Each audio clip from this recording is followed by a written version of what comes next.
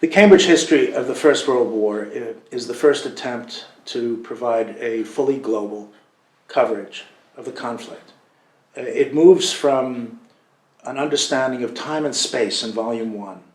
First of all, a chronological account of the outbreak of the war, its origins, and then the military history that unfolded and kept going, indeed, after the supposed end of the war in 1918, but violence didn't stop then.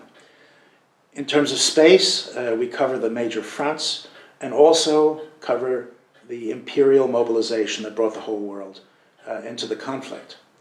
We then move in the end of Volume 1 to an understanding of the global character of war crimes and genocide. In Volume 2, we deal with the state and understand political life as being in the crucible of the violence of total war, and ask what happened to the state. What happened to those who have power? Did parliaments run the war? Did the military run the war? How were armies put together?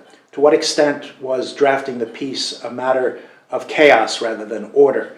These questions of political power dominate our sense of what happened to the state, in many ways preparing the ground for the war that came later.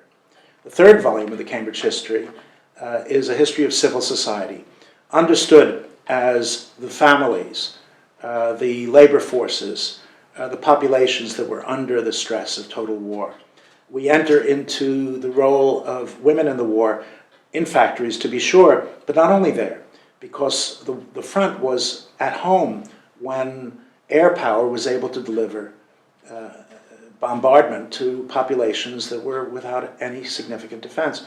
We deal with questions of medical care, we deal with questions of shell shock, and then we turn to the social history of cultural life, the arts, sculpture, war memorials, before providing a kind of summary, a kind of accounting, the war 100 years later, and some notion of how that war created the one in which we live.